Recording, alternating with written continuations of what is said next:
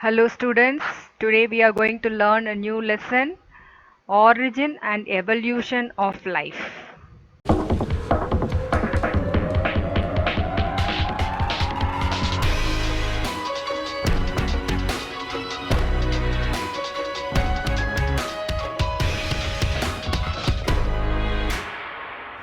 What do you mean by evolution? In biology, evolution means the change in the characteristics of a species over several generations. And this relies on the process of natural selection.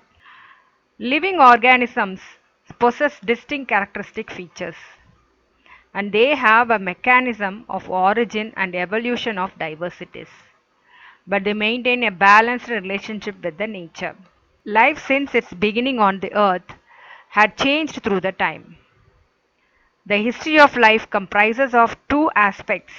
First one is that the origin of life on earth, that is, life first came on the earth, how it has come and when it has come. The second one is that the mechanism that is involved in the gradual changes and adaptations of the living organism. And these organisms changed their features according to the environmental condition to adapt themselves so that they can survive on this earth. And this happened through the time. This is what is known as evolution of life. Origin of life is linked with the origin of earth. The Big Bang theory explains the origin of universe. It proposes that the universe had an explosive in the beginning, which is named as Big Bang. The universe comprised of the stars, clouds of gas and dust, and forms the galaxies. The solar system was created when the gaseous cloud started to collapse due to the force of its own gravity. Atoms, dust grains and gaseous disks aggregated to form the clumps and gave rise to the planets. This forms the solar system of the Milky Way galaxy.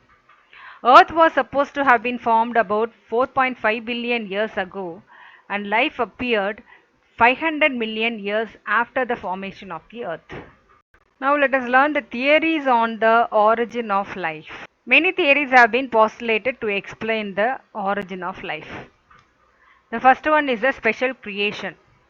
So this idea says that the supernatural power, God Himself, has created the earth and all the attributes of it. It also emphasizes that life has not changed ever since its origin. Next theory is that spontaneous generation, that is abiogenesis. According to this theory, life originated spontaneously from the lifeless matter. It was believed that the fishes have originated from the mud, frogs from the moist soil, and insects from the decaying matter. So the idea is that non-living material can produce life magically. Example, meat produces maggots, mud produces fishes, and grain produces mice. Biogenesis. This was speculated by Louis Pasteur in 1862 that life originates from the pre-existing life.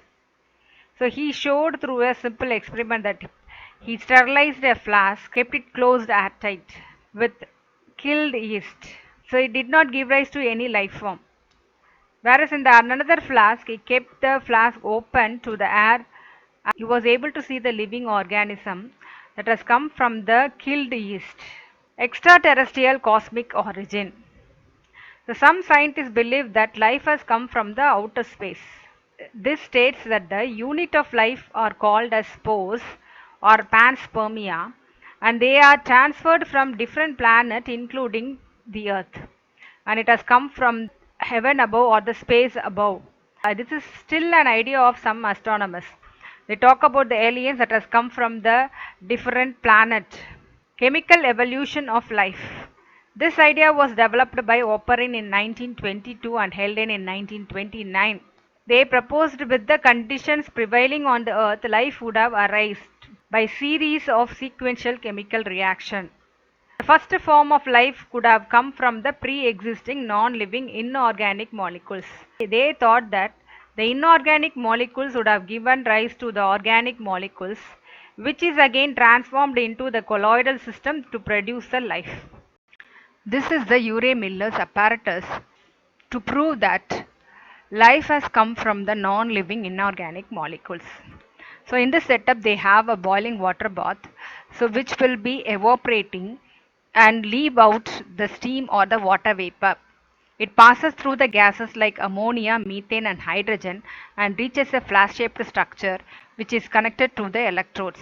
Then it passes through the condenser and the liquid will be collected in the U-shaped tube. And this experiment was conducted continuously for a week. When the liquid was analyzed, it contained the amino acids like glycine, alanine and aspartic acid. From this, they come to a conclusion that organic molecules have formed from the non-living inorganic molecules, and this was transformed into the colloidal system to produce the life.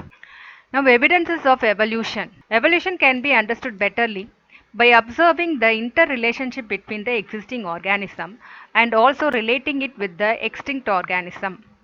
The interrelationship of the organism is supported by the evidences from other branches of biology also. These evidences shows that all the organisms have evolved from common ancestor. Evidences from the morphology and anatomy. You know what is morphology? External features. Anatomy, internal structure. The comparative study of the morphology and anatomy of the animals shows that they all have a common set of characteristic features.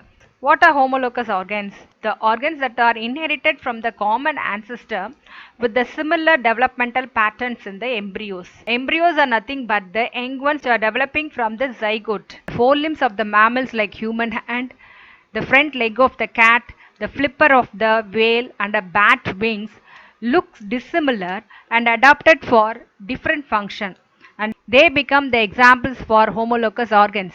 The mode of development and the basic structure are similar, but they look dissimilar and adapted for different functions, like man will handle different things with the hand, a cat will use it for running or walking, whale will use it for swimming and bat uses for flying. What are analogous organs? Analogous organ looks similar and perform similar function, but their origin and developmental patterns are different. The functions of the wing of a bat and the wing of a bird and wing of an insect are similar, but their basic structures are different. What are vestigial organs? So vestigial organs are degenerated organs or non-functional organs in animals. Same organs are found to be well developed and functional in the related organisms. Some of the vestigial organs in man are vermiform appendix. It is found at the junction of the small intestine with the large intestine, and it is functional in the cattle like buffaloes but non-functional in human beings. Similarly, nictitating membrane which we have in the eye edge, which is functional in the frog but it is not functional in human beings. Similarly, caudal vertebrae and coccyx are present in the related forms like monkeys, but they are absent in the human beings. Atavism. What do you mean by atavism? The reappearance of the ancestral characters in some individuals is called atavism. So we can see the ancestral character like tail, which is present in the monkey, is present in some of the individuals, the newborn babies, and the presence of the thick hair on the human body are the examples of atavism. Evidences from embryology. The study of comparative embryology of different animals supports the concept of evolution. So this is the development of fish, this is the development of the salamander, tortoise development and chicken, and here human beings. So embryonic development all are looking similar. The differentiation of their special characters appears only in the later stages of the development. Biogenetic law or recapitulation theory. This was given by Ernest Haeckel. According to this theory, ontogeny recapitulates phylogeny.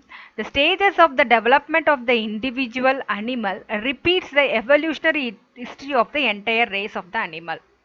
That means that the precursor of human beings in the classification, that is before mammals, the apes come before apes, reptiles come before reptiles, amphibians and fishes come. So the fishes, reptile and bird features are seen in the developmental stages of this human individual. What do you mean by paleontology? Paleontology deals with the study of fossils. Leonardo Vinci is called the father of paleontology. The study of fossils also helps to understand the line of evolution of many invertebrates and vertebrates. The fossil record shows that the evolution is a gradual process and it happens from simple to complex organisms. The origin of the modern bird is supported by the evidences of the paleontology. Modern bird dove is being evolved from the Archaeopteryx. What is this Archaeopteryx? Archaeopteryx is the oldest known fossil bird. It is a fossil bird. It is not alive now. It was the early bird-like form found in the Jurassic period. So Jurassic period came before millions of years ago. Fossil Archaeopteryx had wings with feathers like a bird and a long tail, clawed digits and conical teeth like a reptile.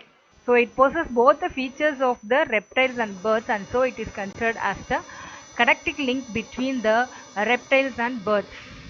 Previously we have seen the theories of origin of life. Now theories of evolution. So life had evolved along with the evolution of the earth towards the end of the 18th century. And it is a gradual change occurring in the living organism over a period of time. So this is the definition of evolution. Evolution is the gradual change occurring in the living organism over a period of time. Many new species are formed due to the changes in the specific characters. And this had happened in response to the natural selection. This is what is called evolution.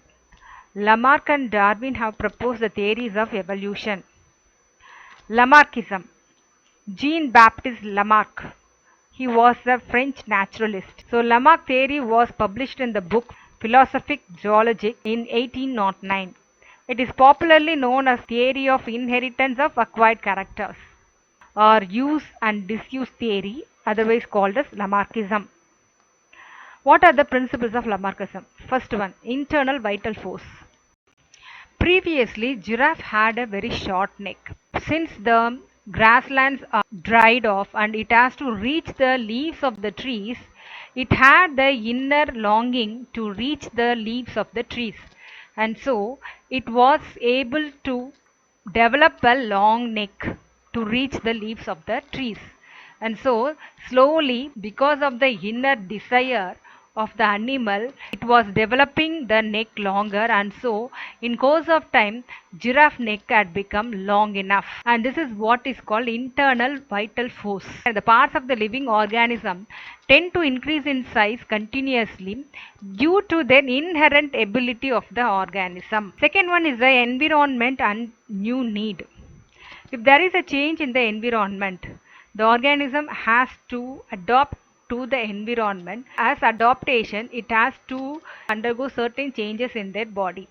The change in the environment brings about the change in the need of the organism. In response to the changing environment, the organism develops certain adaptive characters. And these adaptations of the organism may be in the form of a new body parts. Example for this is the camel developing the hump in the desert to meet the scarcity of water, and the animals of the polar region developing a white fur coat on their body, and the kangaroo developing a pouch to take care of their young ones, etc. Third one is the use and the disuse theory. Lamarck use and disuse theory state that if the organs are constantly used, then the organs will develop well and get strengthened. So we used to say this for our muscles. If you are not exercising your muscles properly, so we will lose our muscles.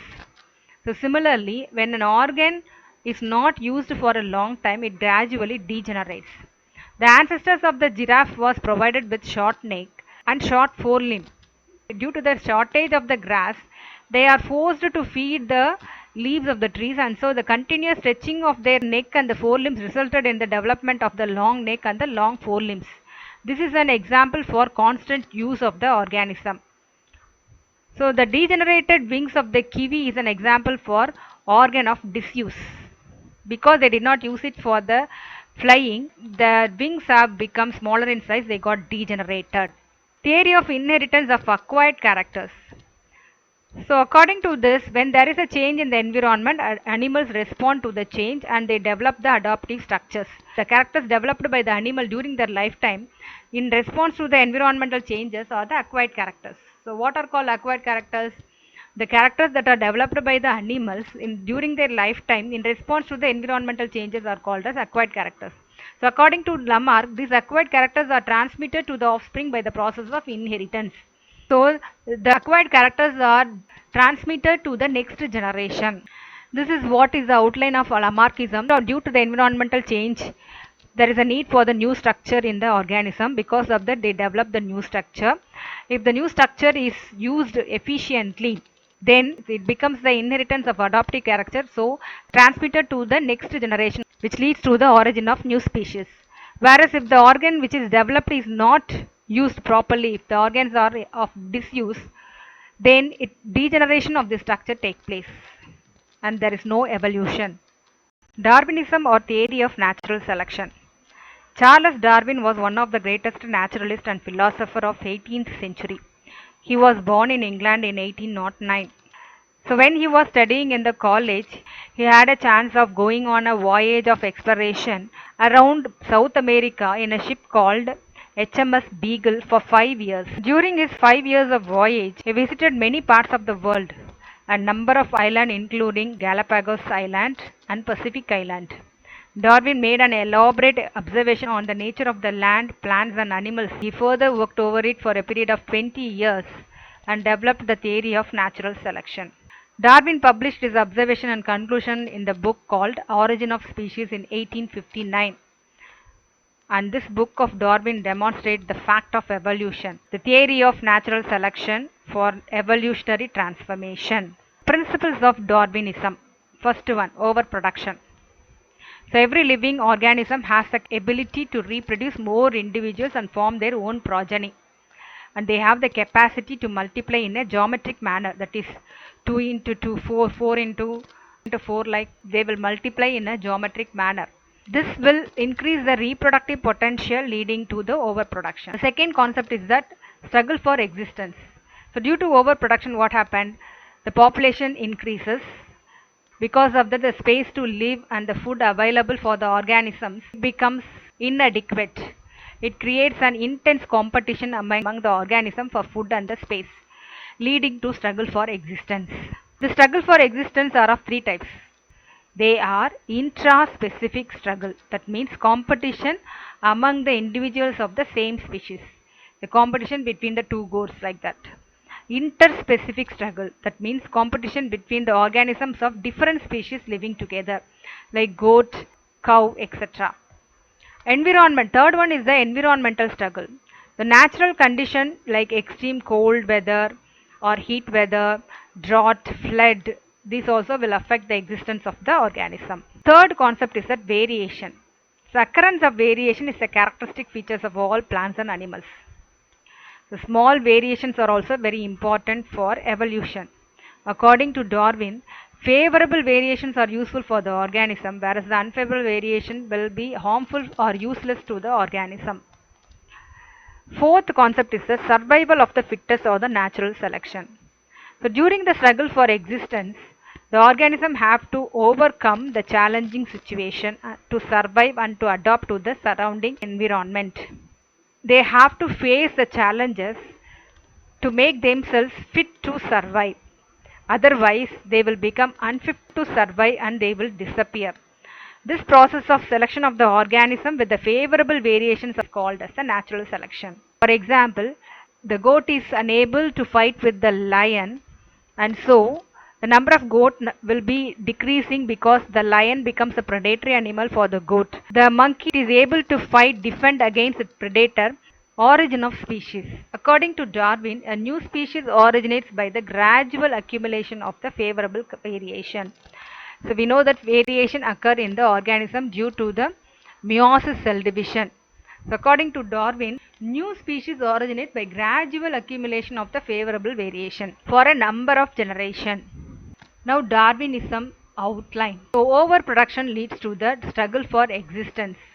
Through variation, if the variations are useful variation, it causes natural selection. It leads to natural selection. Whereas if the variations are not useful, then the organisms will be eliminated from the environment.